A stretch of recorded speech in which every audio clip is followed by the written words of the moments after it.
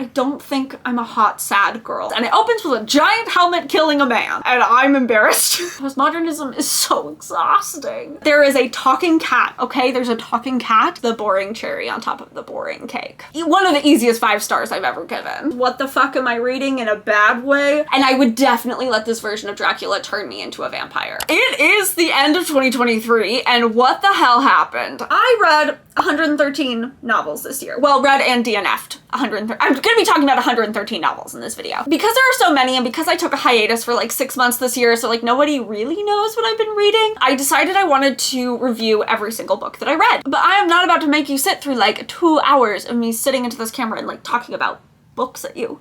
So we're doing 1-sentence reviews of every book that I've read. And because there are so many, I split it up into very vague genres. Everything from horror, which was by far my most read category of the year, to fantasy, to memoir, to classics. Anything written before 1900, I shoved into the classic section, even if it could be considered a horror, or a thriller, or whatever, it's there. All of the genres are timestamped, so you can skip around wherever you need to. And at the very end of this video, I will be doing my top 10 best books of 2023. So if that is what you are here for, just skip to the end and I'll give you the quick rundown.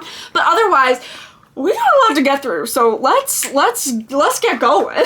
So a couple of stats before we get started. My top authors for the year were William Shakespeare, because I took a single Shakespeare class, T. Kingfisher, and Robin Hobb. What a wild lineup, where I read 5 books from each of them throughout the year. I read 42 books for university this year. That includes some short stories, which I won't be mentioning in this video. If you guys like short stories, let me know if you want me to break down my favorites. My average rating was 3.99, which is the highest of every year I've tracked so far. The highest of 3. The last 2 were 3.8, so it's like not by a lot, but it is by a little bit, which is probably because I DNF'd so much. I got really confident DNFing this year. So we're actually gonna start with those DNFs. The first book that I DNF'd this year, this is how I started off the year. Literally, this was the first book I picked up in 2023, was Hex by Thomas Old Hovelt. I stopped reading this at 37%. This is a witch haunting story that I really wanted to love, but I could not handle the characters' like constant misogyny and xenophobic ableist language. It is in the context of the story, so like it's not like problematic, it's just a lot. And there was some really awful animal cruelty. It was just like genuinely too much for me as a horror book. Echo is on my TBR still, but this one I just like could not do. I stopped reading Great Expectations by Charles Dickens at 32% because I read the first part for a class in 2021 and just never took it off of my currently readings. I'm sure I'll finish it for a different class in the future. Dark Prince by Christine Feehan. I stopped at 29%. And I'm embarrassed. I considered not putting this on this list, but that would be disingenuous to you all. This is a alpha male vampire smut where I DNF'd after I got what I needed out of it. I was not reading this book for the plot. And so when the plot started, I tapped out. We're gonna move on from that. Next, I DNF'd The Utterly Uninteresting and Unadventurous Tales of Fred, the Vampire Accountant by Drew Hayes. I stopped this at 36%. Fred is an accountant vampire and enjoys his nights in. Even as a vampire, he is uncool. And he winds up on a bunch of paranormal adventures with his monster girlfriend. This is very charming, it's very lighthearted, but it was written in vignettes, and I need, like, the semblance of a plot or character arc to keep going, so it just wasn't a book for me. I DNF'd Not Your Average Hot Guy by Gwenda Bond at 64%. This is a rom-com where the meet-cute happens in an escape room during a satanic ritual where the actual devil's son shows up. But I DNF'd it because for a book that's about fucking the devil, it sure does read like Christian propaganda. And it had a super unsatisfying fade to black sex scene that was really just the boring cherry on top of the boring cake. The Ancestor by Danielle Trussoni, I DNF'd at 56%. This is about a young woman who discovers she's inherited a gothic mansion, but it's also a monster story. But unfortunately, university has just like ruined mediocre Middle Ages memoirs for me, and I just really got bored in a gothic without any atmosphere or significant character work. I read and DNF'd The Wicked and the Willing by Leon Yu Tan. I stopped this at 77%. Such a strange book. I could talk about this for a long time. So this is a dark vampire choose your own ending sapphic historical romance set in Singapore with the most lush setting and intricate, interesting vampire lore, but the most vapid, unenjoyable relationships where literally even the characters aren't enjoying themselves or having fun while they're having sex, let alone me. So I gave up on it. I also DNF'd Happy Place by Emily Henry at 35%. This is a second chance romance that involves lying to a group of friends for months on end, and I thought the friends were really cool, but the romance was really boring, and second chance romances are just like not my trope of choice. They're not my cup of tea. This didn't work for me. I might go back to it though. I also DNF'd Lessons in Chemistry by Bonnie Garmis at 26%, but don't hate me. I am gonna pick this up again, okay? This is a 1960s feminist historical fiction following a chemist turned cooking show host. It was written so beautifully and I loved what it had to say, but at 26%, something happened that was just like so sad, and I had been reading a bunch of bummer books in a row for like 2 months straight, and I just like couldn't do it. I just could not put myself through it. I promise I will go back to it. Cursed Bread by Sophie McIntosh, I DNF'd at 37%. We are very wrapped up in a pathetically horny baker's wife's interiority as she becomes very obsessed with the most boring femme fatale in existence. And it's all set during this actual interesting real life historical event where a whole town like collectively went crazy. It was too one note to be like a good sad girl story, and it was not nearly as weird as I expected. I also DNF'd Arsenic and Adobo by Mia P. Manansala at 25%. This is about a young Filipino woman who moves home to help her Tita Rosie's failing restaurant and accidentally becomes implicated in her really awful ex-boyfriend's murder. I just wasn't vibing with it at the time, but convinced me. I'm open to picking this one back up again. And finally, I DNF'd Correctional by NJ Krosky at 34%. This is an attempted analysis of violent and excessive media consumption delivered in a really juvenile tell not show style that doesn't leave any room for personal interpretation. Let's jump into the horror genre. If something's in here that you don't think is horror, sorry. The Historian by Elizabeth Kostova. This is a very academic search for Dracula that reads like a Robert Langdon novel smashed with Anne Rice's The Witching Hour, where there's a lot of trains and reading dusty old books, and it should have been boring, but instead I'm totally obsessed with it, and I would definitely let this version of Dracula turn me into a vampire. 5 stars. The Drowning Kind by Jennifer McMahon. This is a gothic haunted swimming pool told in dual timelines tackling grief, mental health, and complex familial relationships, where even the ending that I was expecting surprised me. 5 stars. This audiobook was fantastic. The narrators were so good. The Book of the Most Precious Substance by Sarah Gran. A rare book dealer searches for an ancient sex manual in this absolutely twisted, spellbinding, gothic as hell examination of what we would do for love that left me absolutely stricken. I loved this. Oh yeah, that was 5 stars, by the way, obviously. When the Night Bells Ring by Joe Kaplan. So 2 women are trapped in a cave with a monster and uncover the diary of a settler from a very western town where the journal was actually more engaging than the present day, which like doesn't happen very often. Very bone-chilling, very weird, but ultimately tackled the same things as her first book that I read and loved. So pick your favorite vibe and go from there, because I felt like I had read this book before already. So just like pick which one you like the best, because It Will Just Be Us was my favorite book of last year. Then I read Nettle and Bone by T. Kingfisher. This is a fairy tale dripping in blood, magic, sisterly love, and true whimsy, all wrapped up in T. Kingfisher's trademark wit that makes you giggle right before she rips your heart out of your chest. This could be fantasy, this could be horror. I'm arguing for horror. It was fantastic. 5 stars. Our Wives Under the Sea by Julia Armfield. This is really beautiful, evocative writing and a haunting underwater body horror that should have been a win for me, but was just like way too monotonous and cerebral for my plot brain, I don't think I'm a hot, sad girl, guys. 2.75 stars. The Twisted Ones by T. Kingfisher, a skin-crawling folk horror that has made weird rocks incredibly sinister to me, but it could have lightened up on some of the jokes. 4 stars. My Heart is a Chainsaw by Stephen Graham Jones. Slasher Flicks 101 means one of the best final slasher sequences I've ever read in a book. 4.5. The Brightlands by John Fram. Sad, repressed gay boys try to be gay in a small town, but a cosmic entity will not have that. In all seriousness, this book like genuinely broke my heart. 4.25 stars. Goddess of Filth by V. Castro. This is the seance story to beat about reclaiming your body and sexuality.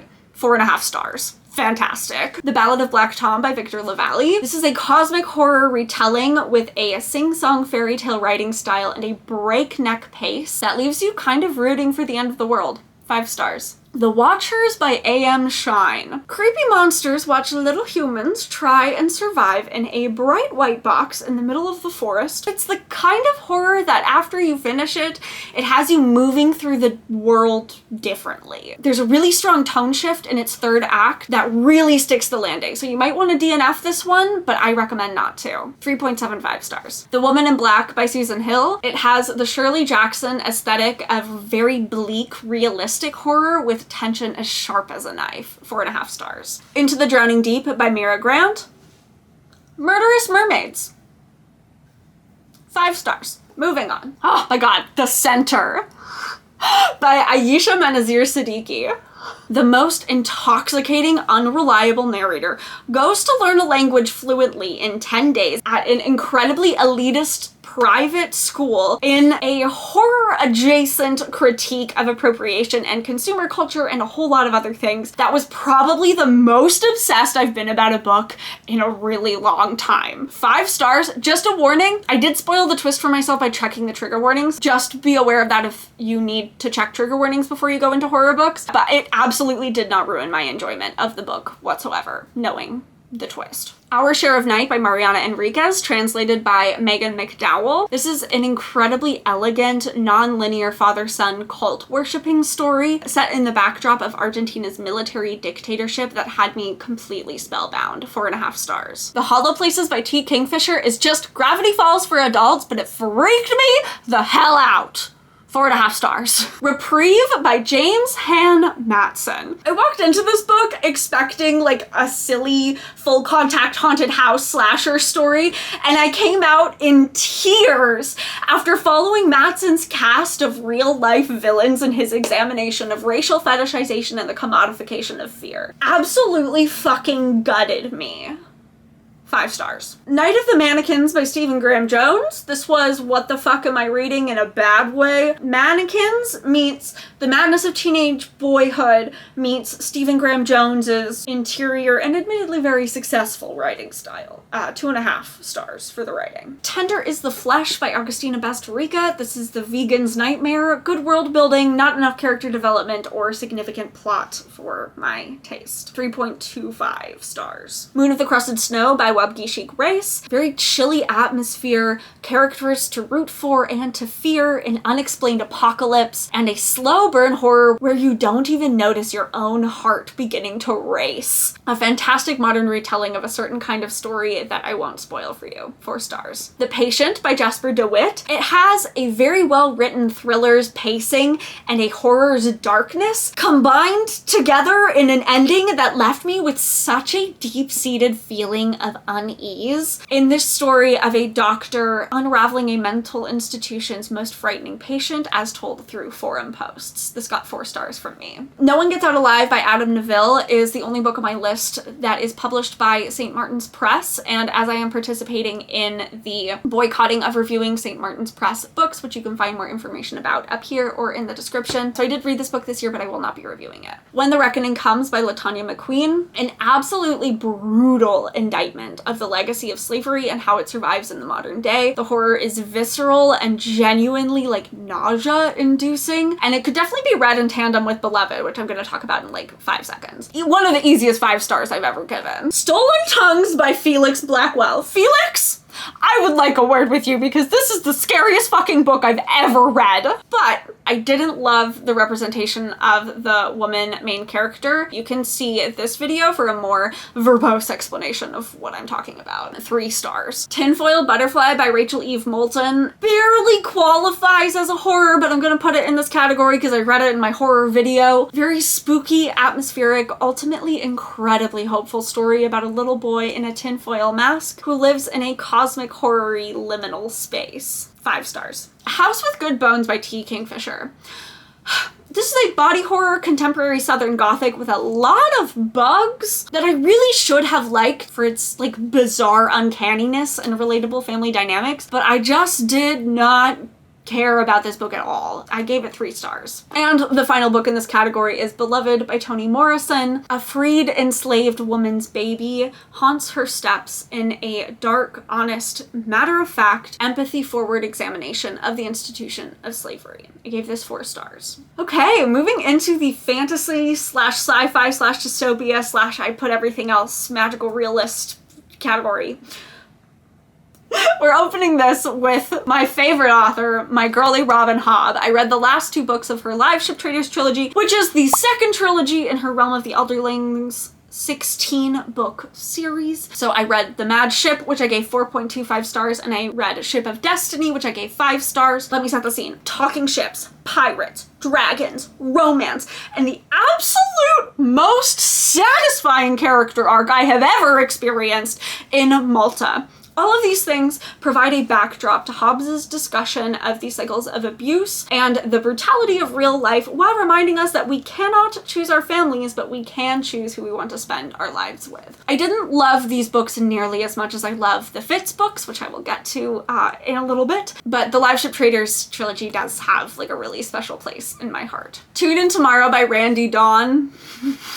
A failing actress becomes a leading lady in a reality show set in fairyland. Chaotic, silly, a great time, 4 stars. The Daughter of Dr. Moreau by Sylvia Moreno Garcia. This is Moreno Garcia's retelling of H.G. Wells's The Island of Dr. Moreau through a woman's perspective on the Yucatan Peninsula in Mexico, with her trademark immediately engaging complicated characters and a fantastic payoff, but was more historical fiction with a little bit of sci-fi in it than the horror that I was expecting. It wasn't really what I wanted, unfortunately, but it was still a good book, so 3.5 stars. Fairy Tale by Stephen King. Fairy tales aren't usually this empty, nor should half of this book been spent in a prison. This is another 3-star King book for me to add to my list. Severance by Ling Ma, a millennial's quiet apocalypse preoccupied with memories, told in a non-linear timeline that was a little too meandering for my personal taste, but stunningly written. 3.5 stars. A Court of Wings and Ruin by Sarah J. Maas. Super digestible. I love a good climactic fantasy battle. I don't love the constant gender essentialism and the obnoxious ellipses. So many fucking ellipses. Also, every single character in this book is more interesting than the main girly, but I had an enjoyable time, so it gets 4.25 stars. And I read A Court of Silver Flames, and this is about Nesta, and Nesta's story like genuinely surprised me by how much I liked it, although I really wish Maas wrote this book with a little bit more intention, because I had a hard time like keeping my attention, but when she had my attention, she really had it. Also, the sex scenes are like so straight, they're so hetero, like we can do bore. My headcanon is that Nesta is bisexual. You cannot change my mind. I will fight with you about it. 4.25 stars. I am like genuinely surprised how much I liked these last couple of installments. A Good Day to Pie by Misha Pop. This is a sequel to the first book, which is, I don't remember, I'll put it up here. Magical deadly pies and a cozy mystery inside of a cooking show. Always a win. The food descriptions are my favorite, but I just did not care who murdered who. So the mystery part was kind of not relevant for me. 3.5 stars. Stone Blind by Natalie Haynes, a super unnuanced take on Medusa, and for a book about Medusa, it certainly doesn't talk about her much. 2.75 stars. The 0.75 is because the ending was really good. The Last Tale of the Flower Bride by Roshani Chokshi, the most stunning, heart-rending, spellbinding fairy tale about codependent relationships that has straight up eaten part of my soul with its gorgeous writing. 5 stars. The Marrow Thieves by Sherry Demeline. I literally took a summer class just to have an excuse to read this book, and it did not disappoint. A dystopian future where indigenous people's bone marrow is harvested to return the ability to dream to the rich, following a young boy and his companions as they struggle for survival. 5 stars. The Outer Harbor by Wade Compton. This is a speculative fiction short story collection examining the relationship between indigenous people and the Black diaspora that plays with some really cool ideas, but was just 100% too smart for me. Even discussing it in class, I had a really hard time like crafting my own opinions on it, other than that like the ideas were cool. I gave it 3.5 stars. It's well written. Someone who's smarter than me, I'd love to talk to you about it. Life of Pi by Jan Martel, objectively well written and definitely a postmodernist classic that did just absolutely nothing for me. 3 stars. The Poppy War by R.F. Kuang. This is an honest, brutal, sharply written, and thoroughly devastating look into the Sino-Japanese conflict, where we follow the most infuriating anti-hero, who I really do love a little bit. 4.5 stars. A Wizard of Earthsea by Ursula K. Le Guin. Look, it's the beginning of many a fantasy trope, and I really liked how heroism is not masculine coded in this story, but it suffers from some really blocky world building and an unnecessarily explicit devaluation of literally every woman. Just all women. 3 stars. The X-Hex by Erin Sterling. Completely forgettable rom-com following a witch, but there is a talking cat, okay? There's a talking cat, and the audiobook narrator gives the cat a special voice. And literally, it's the only thing I remember about this book, and the cat is so funny and so good, gets 3.5 stars for the cat. Witchmark by C.L. Polk. Gay men with magic and PTSD try to solve a murder and uncover a systemic conspiracy instead, and it's just so charming. 4 stars. So cute. It's a trilogy. I'm so excited to read the next one. A Wizard's Guide to Defensive Baking by T. Kingfisher. Flippin' adorable the whole time, with a really solid fantasy battle, and it's about bread magic, okay? This book single-handedly forced me to start making bread as a hobby. 4 stars. Adorable. The Fairy Bargains of Prospect Hill by Rowena Miller. An unfortunately very predictable fae story following 2 sisters that I forgot about almost immediately after I finished it. So 2.5 stars. Okay, and now we're gonna talk about Robin Hobb again. We started the year with Robin Hobb, we ended the year with Robin Hobb, and I could not be happier. I've read the 3rd trilogy of the Realm of the Elderlings saga. This is the Tawny Man trilogy. So we return to Fitz in these books. Robin Hobb she just fucking 100% outdoes herself, writing some of the absolute best fantasy politicking I have ever experienced and fleshing out her world somehow even more than she already has in the previous 6 books, and also breaking my heart more than I ever could have expected. And I want to note that this trilogy also got me through like the worst depressive state I've ever experienced in my life. They reminded me what it felt like to care about something. And if that is not a ringing endorsement, I don't know what is. Obviously, these are all 5 stars. Her books are continually amazing. Okay, on to literary and contemporary. I started the year off with Stone Butch Blues by Leslie Feinberg. This is a seminal LGBTQ plus text that is everything a little life wishes it could be. 5 stars. Oranges Are Not the Only Fruit by Jeanette Winterson. This is a very bizarre coming of age, like semi-autobiographical story about a young queer girl growing up in a very religious Pentecostal family, but the narrative is interspersed with really unconventional fairy tales that try to subvert the damsel in distress trope. It was very fun while still being like a queer coming of age story set in the 80s, set in the past. 3.75 stars. I read Fake Accounts by Lauren Euler. A girl discovers her boyfriend runs a popular conspiracy theory social media account, and she impulsively moves to Berlin.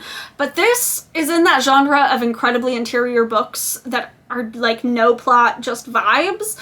But there are no vibes in this book. The narrator literally at one point says that she walks the line between likable and loathsome, and that was how I felt about this book, so it gets a nice solid 3 stars. Skim by Mariko Tamaki. This is a quiet, ambiguous graphic novel that is really beautiful in its simplicity, following the queer sexual discovery of a young teenager in an all-girls school. 3.75 stars. Funny Boy by Shyam Selvadurai. A boy's bittersweet coming of age and sexual awakening is set on the backdrop of political tensions in Sri Lanka, and he's trying to understand the capacity for violence within the adult world. It is gorgeous and heartbreaking. This was a 4-star book for me. Tomorrow and Tomorrow and Tomorrow by Gabrielle Zevin.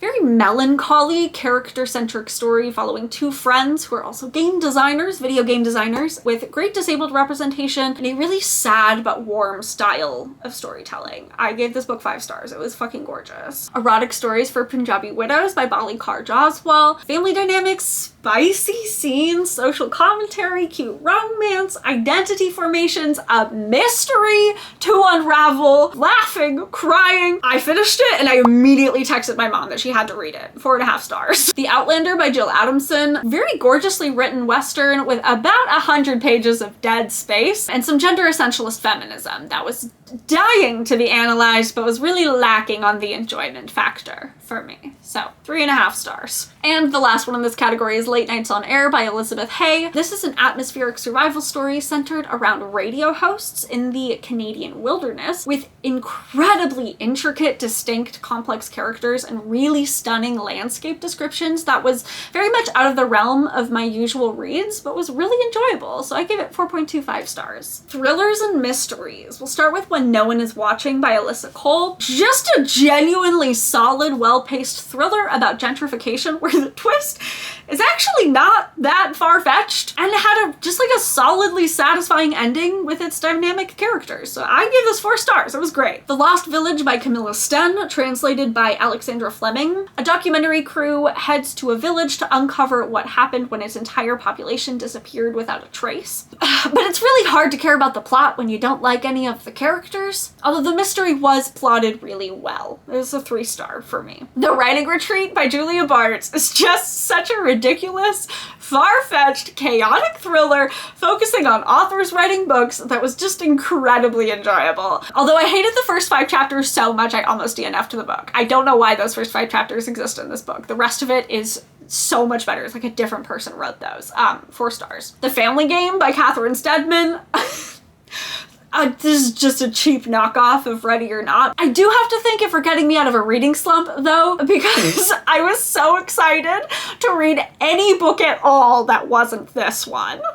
1.5 stars is my lowest rated book of the year. So Happy for You by Celia Lasky. This is a satire on weddings for a person with very specific political beliefs that I happen to hold. I forgot about this book almost immediately after reading it, but it was very bingeable. I just cackled all the way through it. I had so much fun reading this book. It was a good 4 stars. I did read The Secret History by Donna Tartt. It's a well-crafted, well-paced, seminal, dark academia book, but it left me feeling incredibly apathetic. Like, it's fun to think about, but I have absolutely no feelings about it whatsoever. So 3.5 stars. Yellowface by R.F. Kuang. This was such a sharp and witty thriller that was a lot more shallow than all of its marketing made it out to be, but it was still really fun to read. I enjoyed hating on this petty racist white main character. I read it in a day. It was a good 3.75 stars. And finally, Finlay Donovan is Killing It by Elle Cosimano. A mystery author is mistaken for a hitman and chaos ensues, but I just did not care what happened to these characters, and I think it's because pretty much all of her problems are solved by like the middle point of the book, so I never really felt like she was in any real danger. It had a really solid ending, like a really good twist at the end, but this was a book I DNF'd and came back to for another video, and it was just like a flat 3 stars for me. Let's talk about a few memoirs that I read. Zammy, A New Spelling of My Name, a biomythography by Audre Lorde. This was my first Audre Lorde. Holy shit, her writing is so fucking gorgeous. It's a queer memoir following the cycle of women who have shaped Audre Lorde's life, and definitely worth having a physical copy so you can just highlight every freaking stunning word on the page. I gave this 4 stars. No, that's worth 4.5 stars for sure. 7 Miles a Second by David Wojnarowicz. This is a posthumously published graphic novel memoir chronicling Wojnarowicz's childhood of prostitution, homelessness, and eventual contraction of HIV during the AIDS epidemic, told in very surreal and very violent imagery. I gave this 4 stars. Fun Home, a family tragicomic by Alison Bechdel. It's a very challenging graphic novel, memoir, and meditation on how Bechdel's dad overshadowed every aspect of her life, both before and after his death. It wasn't super enjoyable to read, but it was really beautifully done. I gave this 3.75 stars. Paris the Memoir by Paris Hilton is a lot sillier than all of the other memoirs on this list, and I am fairly obsessed with her. So like, take this review with a grain of salt. I really enjoyed it. Although I definitely started losing interest when she started listing her outfits that she wore. 4.25 stars. And the last one in this is Incidents in the Life of a Slave Girl by Harriet Jacobs. This is hailed as the first book-length narrative by an ex-slave about her experience within slavery. That is exactly what you expect, with a really straightforward writing style that makes the content a bit more accessible and is definitely worth a read. 4 stars. I've got a couple of romances to talk about. Sadie on a Plate by Amanda Elliott. This is, excuse me, can you not be overexposed? This is a very cute little rom-com set on a cooking show where the food is more important than the romance, and I loved that. I loved that a lot. I tackled some surprisingly heavy topics with a great deal of skill. I just had so much fun reading this. It was 4.25 stars. And I wanted to continue with that with the next book, which is For Butter or Worse by Erin LaRosa, which is also a rom-com book set in and around a cooking show with food, but instead of cute, fun rom-coms, I got miscommunication tropes and emotional manipulation. But at least the food descriptions were good. 2.25 stars. Finally, A Lady for a Duke by Alexis Hall. This is an 18th century historical romance where a trans woman was presumed dead when she goes to war, and so she's finally able to live as herself, but her best friend grieves for her loss so completely that she decides to go to him, and they find their way back to each other. It's friends to lovers, queer romance, some really sweet sex scenes, and I cried multiple times. This was so cute. It was so good. 4.25 stars. Okay, babes, we've just got classics and nonfiction left. We've made it through the bulk of the books. Classics that I read. I think I read literally all of these for school. The Castle of Otranto by Horace Walpole, the seminal Gothic novel that reads like a soap opera written in the 1700s, and it opens with a giant helmet killing a man. 3.75 stars. The description of a new world called the Blazing World by Margaret Cavendish. Boring, confusing, more than a little imperialist proto-science fiction novel. 2 stars. Caleb Williams by William Godwin, a gothic about a young man falsely accused by his employer as a thief and sent on the run for years. It's a little dull at first, but it really picks up by the second volume. I prefer the original ending, but let me know which one you like the best. The Monk by Matthew Lewis. Oh, I broke a nail. This is the first horror novel in English literature following a very horny monk who will do literally anything to get laid. Was genuinely disturbing and did not read like a classic at all. I gave this 4.5 stars. The Mysteries of Udolpho by Anne Radcliffe. This is the classic